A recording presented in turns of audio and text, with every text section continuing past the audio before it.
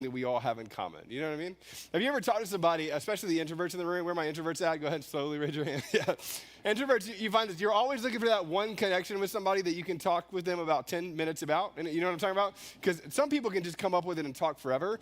Introverts like me, I'm like, I need at least one connection with this. And I remember thinking that you could find people and connect over one thing and actually begin to build a friendship that way. Now, back then, the question, and we didn't phrase it exactly this way, but you're really going like, how do I find like my people? You know what I mean? Like, not just friends, but like, how do I find my people? The people that I want to like do life with, the people that I want to like come alongside, like your 3 a.m. friends. How do you find like my people? And then as the internet grew, you know this, you started finding like your people all over the place. Your network grew. You got like 500 Facebook friends. I'm sorry, maybe MySpace people. You remember MySpace back in the day?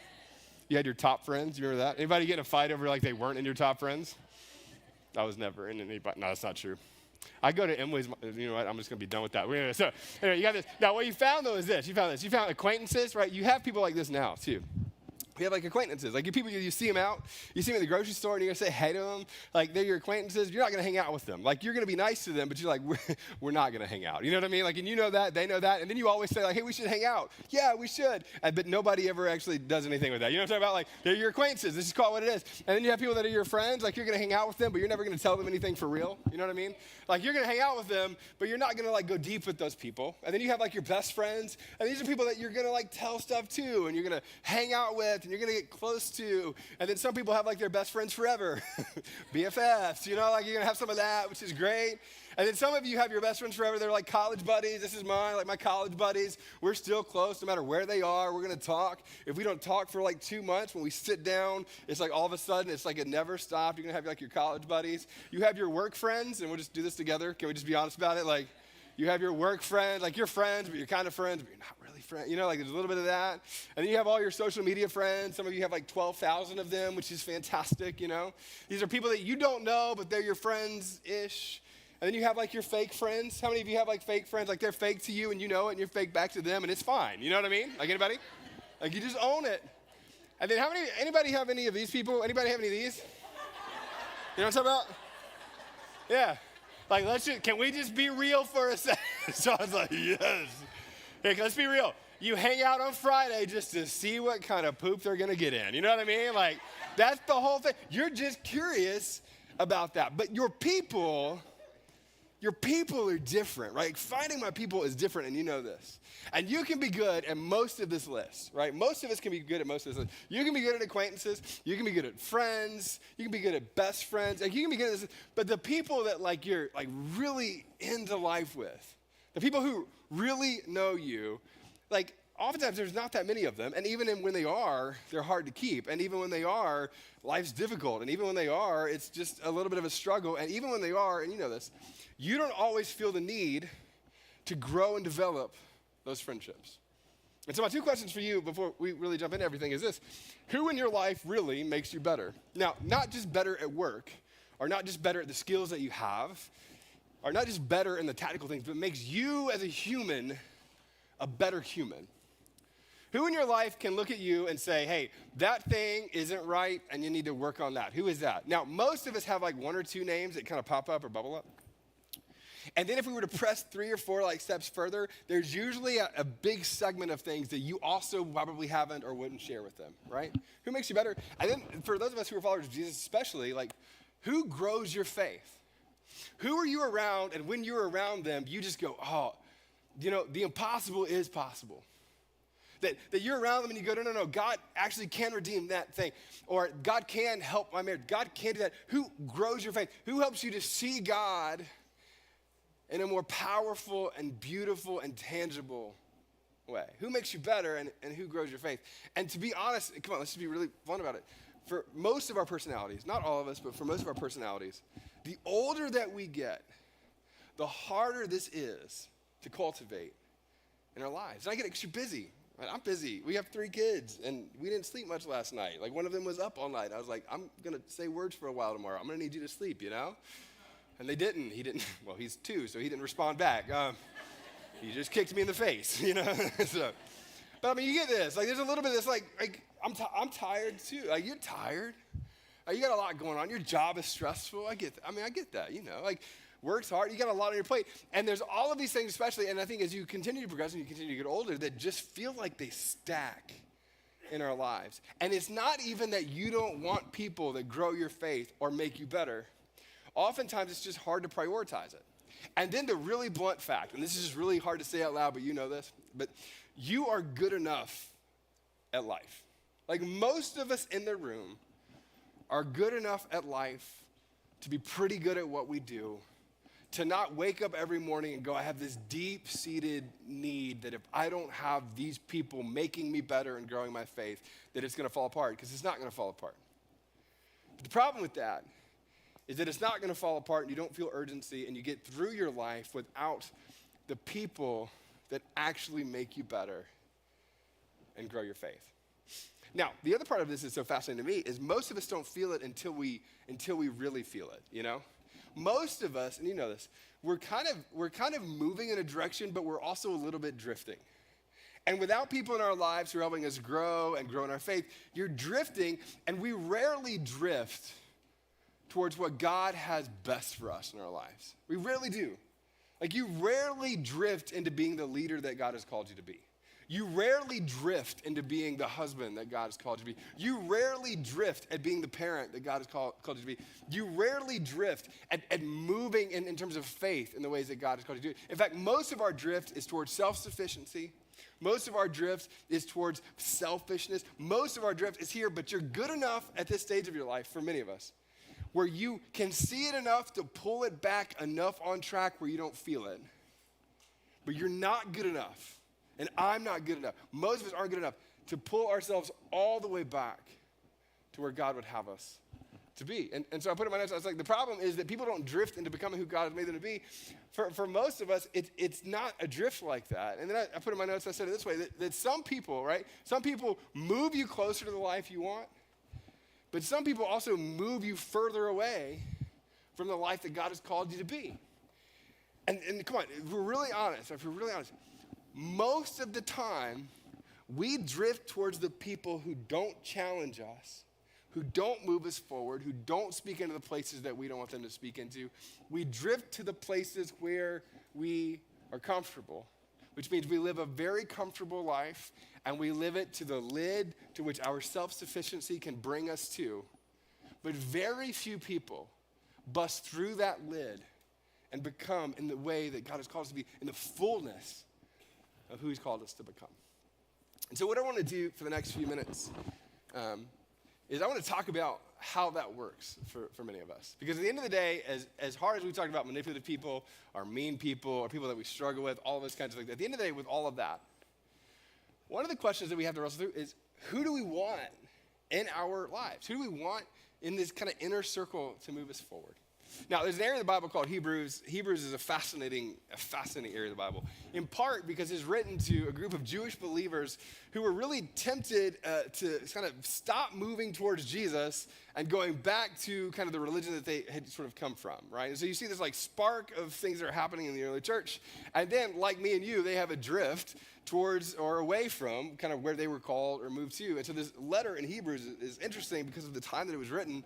It was written for a second generation of people who were followers of Jesus. And it was sometime between like 64 AD with Nero, and then the persecution that was going on around 85 AD. And so right in the middle of this is when most scholars would say that it's written, that it's coming about, and you have this like tension that's bubbling up in the midst of it.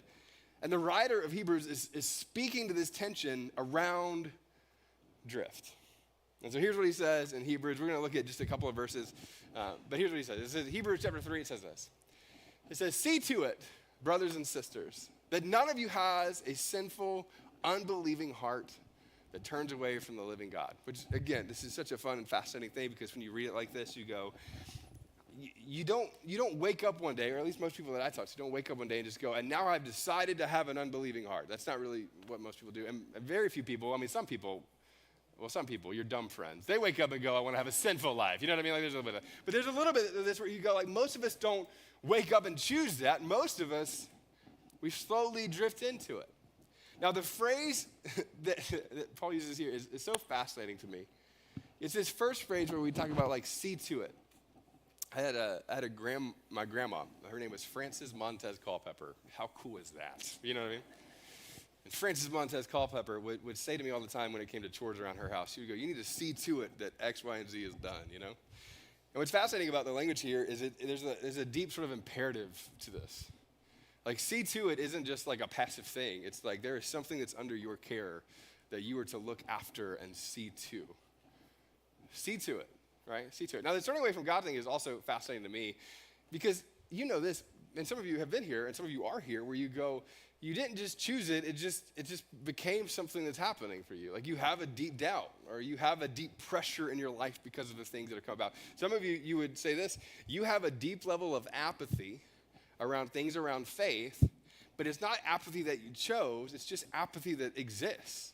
And you don't know how to get excited about it. I mean, you watched Briggs' baptism video, and you're a little frustrated that everybody around you was crying, but you, like, there's a little bit of like, I don't feel it. And you're like, I don't know why I don't feel it.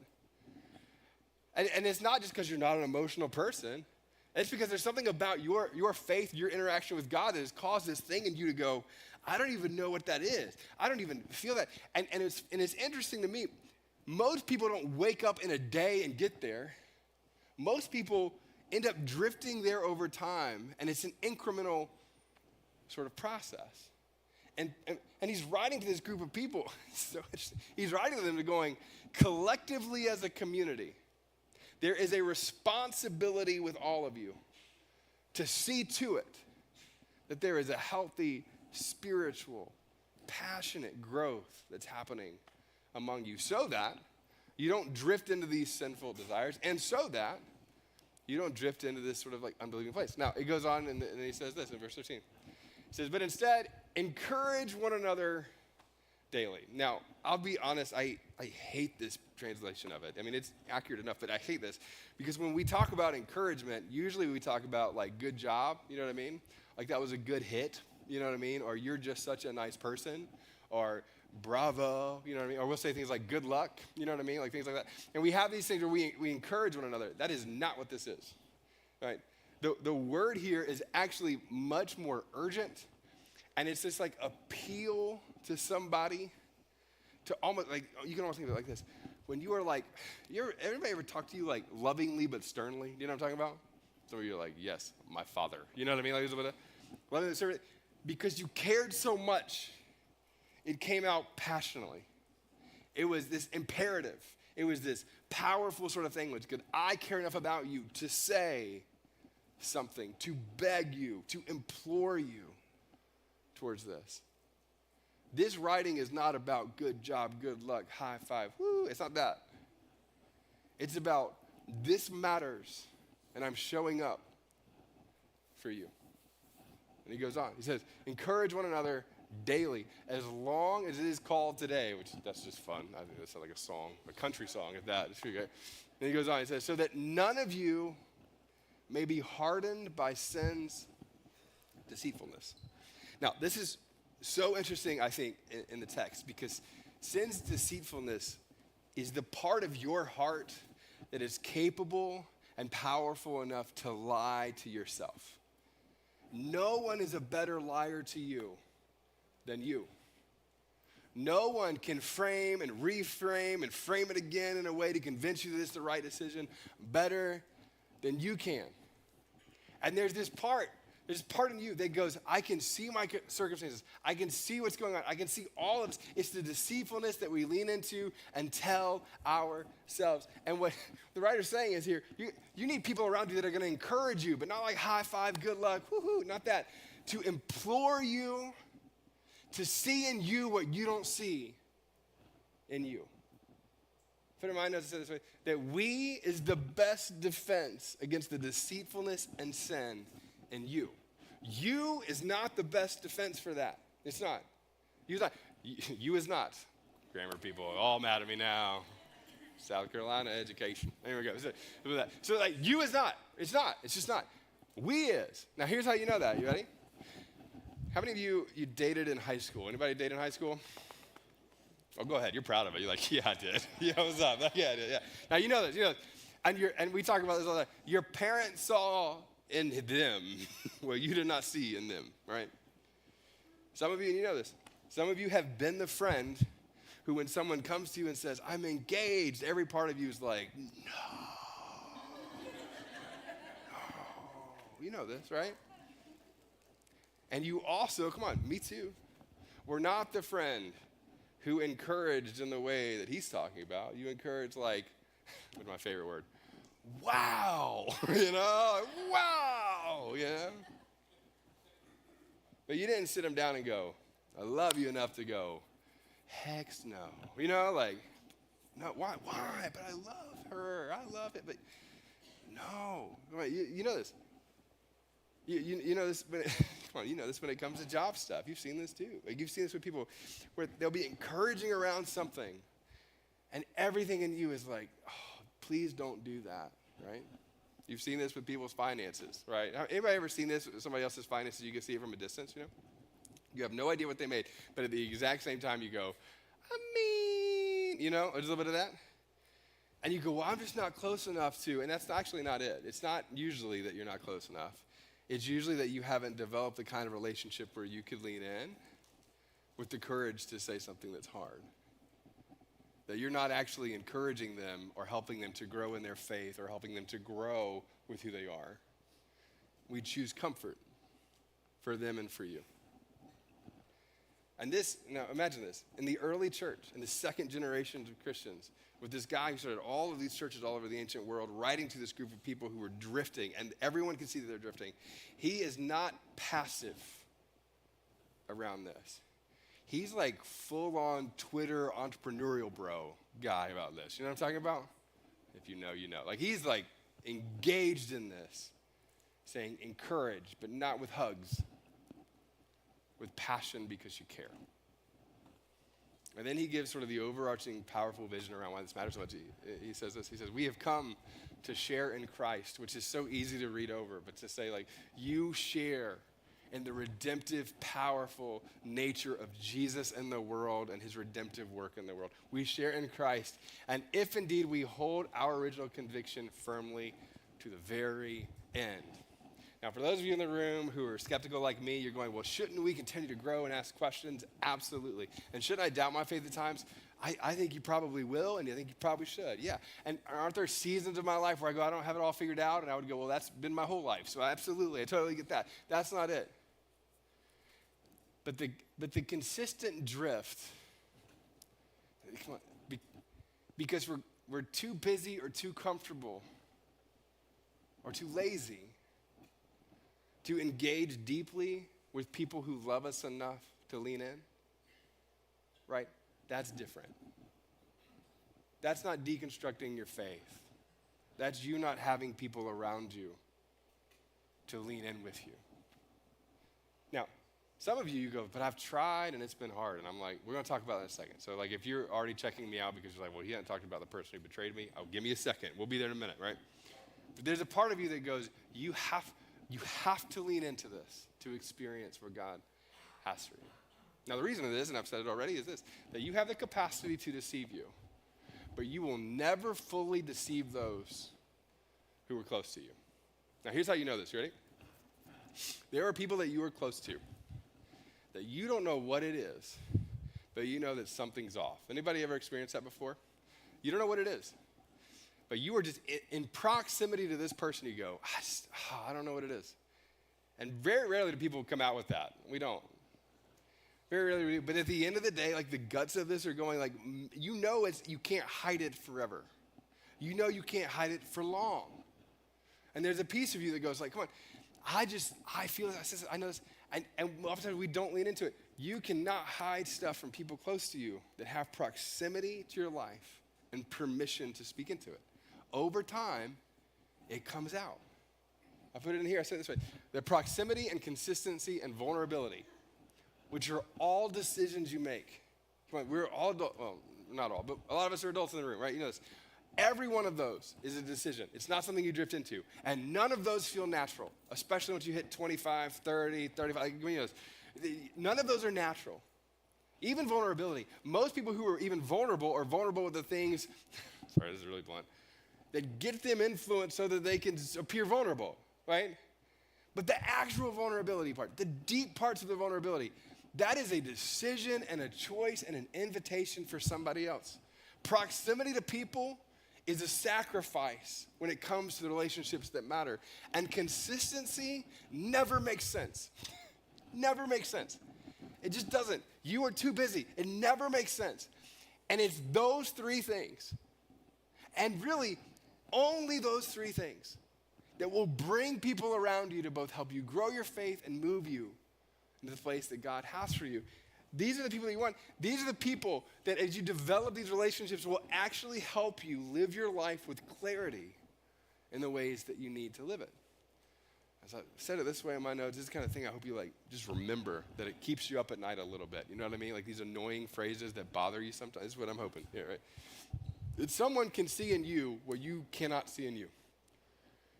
And when you embrace that, and this is when you actually embrace it, not just oh yeah, that's true, but actually go, I am not the best version of everything that I see. My narrative is not always the best narrative of everything that I see. That someone can see in you often what you can't see in you.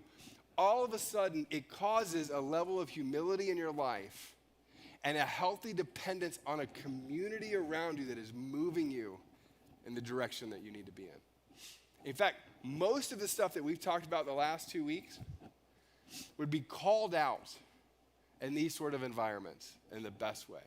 It is hard to be mean around people who encourage you like the encouragement in Hebrews. It is hard to be a manipulator and bring things and be deceptive in those ways in a community of people who have come around you. Come on, you know this. It is hard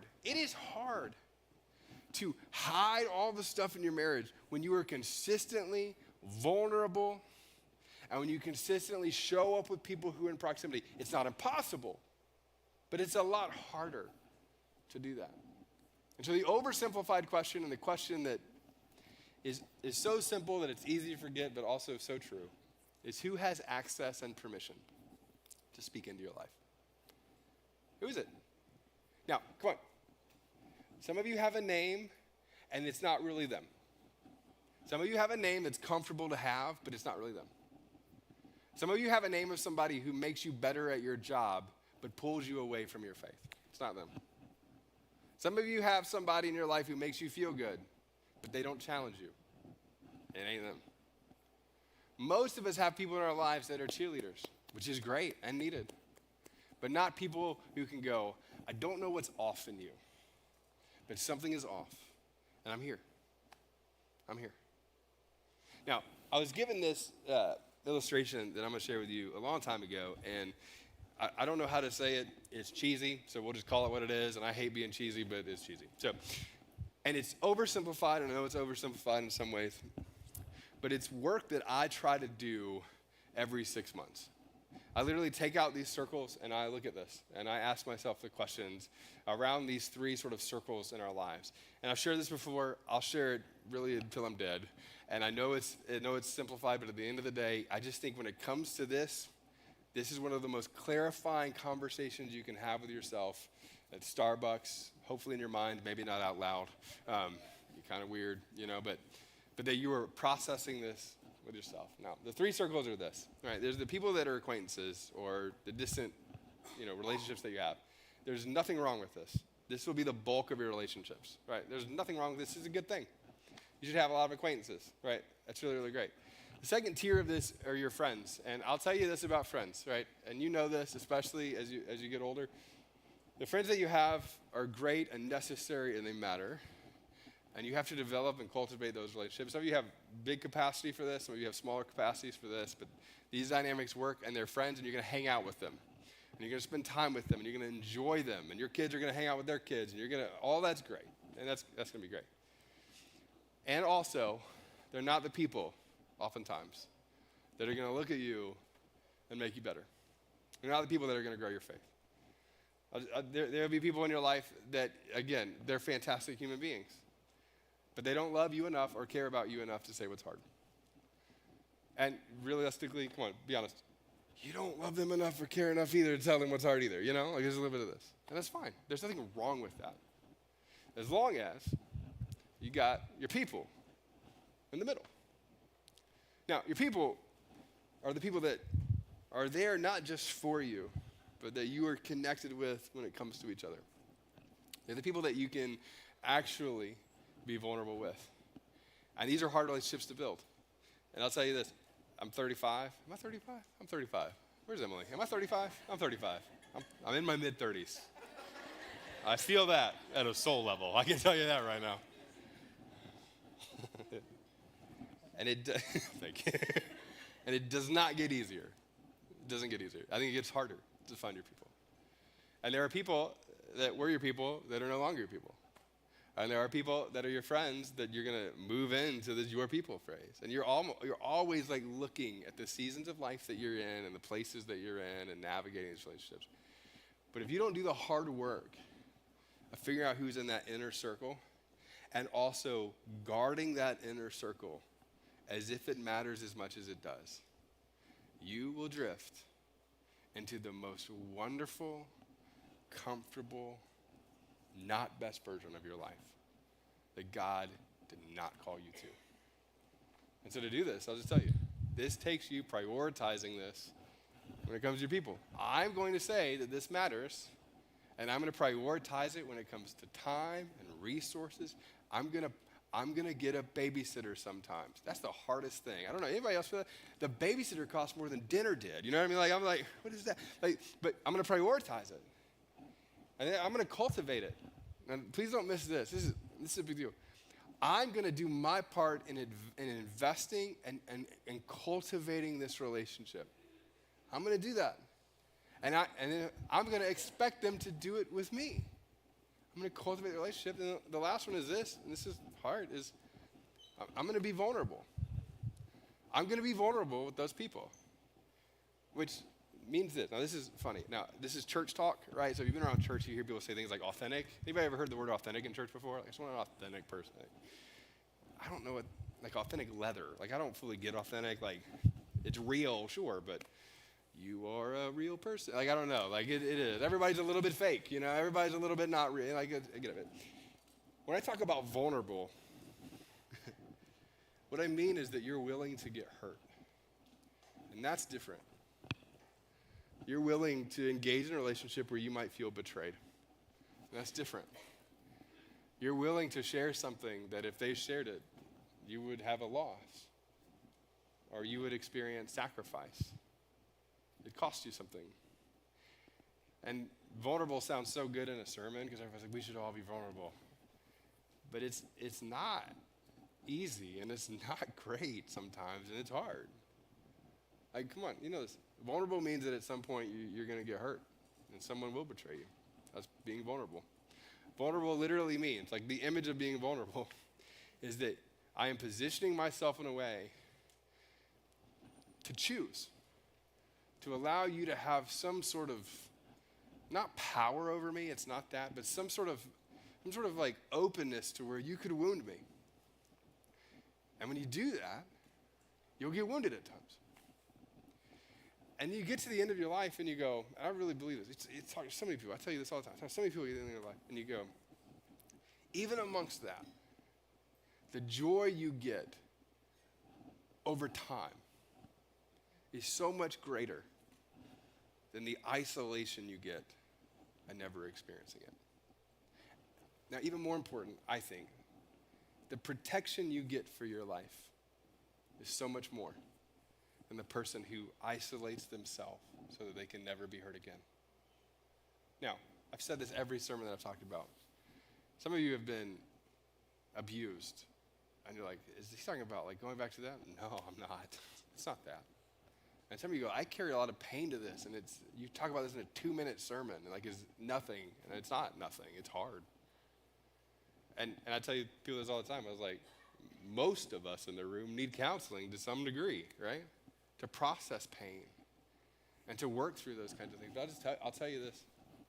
No matter what you have carried, no matter what level of betrayal you have felt, no matter what struggle that you've experienced, over time, the cost of being vulnerable with the right people and navigating those relationships well so that they can provide and see in you the things that need to be seen and coach you and encourage you the way that it's talked about in Hebrews, is so much better. It's so much better than being the person who has really great acquaintances and a lot of friends and is never known. And I mean this, and you know this already, but until you decide to be known with people, it will always be a degree which you are alone in the pieces of your life that have the capacity to make your life a living hell. And you will drift not towards health, and you will drift not towards faith, and you will drift not towards what God has for you and his best for you. You will not drift in that direction. We all drift the other direction by and large. And you need people who will come alongside of you and help you do it, because someone can see in you what you can't see in you. Let's put this back up here because I want it to just be stuck in your brain. Someone can see in you what you can't see in you. Now, I'm going to say one more thing, and then we're going to wrap up here in just a second. There are times that we talk about certain things that are hard, and it's like we're going to press the gas to an extent and then stop, you know. And there are times where I'm just going to press the gas and we're just going to go, like, you hit 80 every once on the interstate, and you're like, I wonder how fast this minivan can go. You know what I mean? And you're going to go, all, you know, so we're going to do that for a second, all right? And I'm not going to talk to everybody in the room, but I want to talk to the men in the room for a second, because I'm a man and I understand men significantly more than I understand women, right? So if I could escort all the ladies out, I would, but that would get real awkward and it would take way too much time. But let me tell you this. For the men in the room, I want you to know this, and this is true of all of us, specifically the men. Your decisions affect other people. And most of us were brought up in context to say that there are certain parts of my life that are nobody's business. All right? I want you to say, nobody's business. And I'll tell you this. There are people who don't need to know your business. Yes. But nobody's business, like no one's business, that's selfish on your part. And here's why it's selfish. Because what happens with you affects other people. And you have a responsibility to the people that are around you, at work, and your family, and your friends. It is selfish to go that there are parts of my life that are nobody's business, especially the ones that drift me over here. And you can isolate yourself, you can insulate yourself, you can make sure that nobody can get to those places. But what happens for many people is the bad stuff doesn't grow in the light. It grows in the dark. And I'll tell you, we have been very good at doing this. But until you invite people in that can challenge you to the degree that we're talking about today, and bring whatever's in the dark to light, and to look at that and go, there are parts of my life that aren't everybody's business. Absolutely not. But they're somebody's. Because we all need somebody or a group of somebodies to come around us and speak into it. So, last question that we're going to look at, and I'm going to tell you one last thing around what we're going to do with this, and that's this. What space do you put yourself in where you're encouraged, challenged, and urged to grow in your faith? So, I'll tell you what we're going to wrap up with. I've thought about this for a long time, and for me personally, I'm extremely introverted. So some of you know this. It's hard to tell people that. We're like, well, you're so nice. But I was like, yeah. Well, some of you think I'm nice. But you're so nice. And you go like, you know, there's that part of it. But I'm like, no, I'm introverted. So I don't ever wake up in the morning and go, let's go throw a big party and have, you know, that's just not. Or like the idea of like, let me sit down and share all of my feelings. There's never been a day in my life where I woke up and was like, I get to share my feelings with everybody at a thing. And then what I did is I majored in college at, it was called Discipleship Ministries, which is the not coolest thing to major in if you're trying to get girls. Like, what'd you study? I studied Sunday school. That's literally what I studied. I studied how do people gather in church and grow. That's what I studied. And we would talk about it, and then I worked at these churches that would do things like small groups, which were really great. I got nothing wrong with small groups. All about small groups, that's so great, except I never wanted to go. Like, outside of that, like, I studied something I never wanted to do. I worked at churches, like, the end goal is to get everybody in small groups. I was like, no, I didn't feel it. And I'll tell you the reason I didn't feel it is that most of the time small groups were like 7 people. I don't know if you've ever been to one of these. And they were like 7 people, and you really liked maybe one of them, and then you kind of liked 2 of them, and then 3 of them, you're like, I need you to stop speaking. You know what I mean? Like, there's a little bit of that. Anybody ever had an awkward small group experience? You know what I mean? Like, it's like, you're great with someone else, you know? Like, And then you get to like, there's a deep question at the end where it's like, it's not the answer is Jesus or Moses, but like the question is like, what are you like really struggling with? And you're going like, can I just tell him? Can I whisper it? You know what I mean? Like it's a little bit, would it be okay? Like y'all are great, but like, here's my secret sin. You know what I mean? Like it's a little bit, like that was me. And I didn't get it. And then, we would go to these places and you would watch like, a lot of times we would watch like a talk or like 10-minute version of a talk. And then we would share our feeling. I'd come like, hey, look, I'd come if you fed me, but I'm not going to come for that. And I struggle with it. And it wasn't the principle around having people in my life. It was that there weren't enough people there for me to find my people. You know what I mean? Like that was what I struggled with. And so when we started our church, we started in the pandemic, so it was really hard to do what we wanted to do, but we wanted to launch our church with something called dinner parties. And the reason that we wanted to launch it with dinner parties is because that was the only thing that I ever wanted to come to that was like that. And the reason that we built dinner parties the way that we built it is for people like me. So even if you don't like it, we built it for me. So at the end of the day, this is selfishly, I built it so that I would come to something like this that I would enjoy. And the reason that we built these dinner parties was this, that you're likely to come to a place where there's more people, and even the introverts in the room like me, I'm more likely to find a handful of people that I would actually connect with and build my life with. Like I want a text thread that's wildly weird memes of people that I enjoy texting. And I can't do that with a small group sometimes. You know this. And it's not necessarily anything against small groups except for everything I just said. So I think for me, that was what we did. And so we built dinner parties. And the reason that we built dinner parties is I wanted people around each other who didn't agree. I wanted there to be enough people in a room so you could see the world differently and through other people's eyes. I wanted there to be enough people in the room that we could progress towards finding 1, 2, or 3 other people to really engage with and go deep with in our lives. And so for us, I'll tell you, I love that you come here and sit in rows. I think this is great. I love the way we do church. I'll never diminish this space because I really believe the power and the presence of God is so tangible in these places. I really do. And at the same time, until you're in a community with other people like this, I don't know that you're going to fully grow in the ways that God has called you to. And the other truth of the matter is we've grown with young families over the last year and a half, like significantly. I mean, you saw a bunch of those kids out here. That was just elementary too. I mean, we just have a ton of kids. The young families, this is the hardest thing in the world to do. And I know it is. It's hard for us. I get it. It's one of the hardest things in the world to do is to say, I'm going to prioritize this part of my life. And so with that in mind, I'm going to tell you to do it. I'm going to tell you the best step I think that you could really take at our church is to go to a dinner party. And I'll tell you about our dinner party. Our dinner parties, we will talk about the message for sure, but there's enough people there so you don't have to talk. So introverts like me who might talk by the 11th time that I come, great, we want you there. But the big thing for us is we feed you, because I believe that if you can sit around a dinner table and eat some chicken, I don't know why chicken, but yeah, but you're more likely to engage with people, that you can actually connect with a lot of people. And so our dinner parties are at homes where there's 15 to 30 people at these dinner parties. And every introvert, just their butt clenched. They're like, oh God, like that's a lot of people. 30 is a lot of people in a living room, but it is. And it's great because likely there's gonna be about 9 other introverts there just like you who don't wanna be there, you know? Where are my introverts unite? Where are you guys at in the room? Yeah, we'll do this together. But I'll tell you this, you show up and you're ready for the intro. Here's how we do it as introverts, you ready? You can go stand next to somebody that's also an introvert and not talk. Best thing ever. Just hold your Coke or whatever you got. It's like, what's up? You just grunt a little bit. He's crazy. You know, like whatever that is. And that's great. And the extroverts, they talk enough for all of us. You know, there's a little bit of that, which is great too. So let me tell you this. The dinner parties though, but here's why this matters, is you are around people who, because they're there, are moving in a direction. And when you're around people who are moving in a direction, you tend to move with that direction.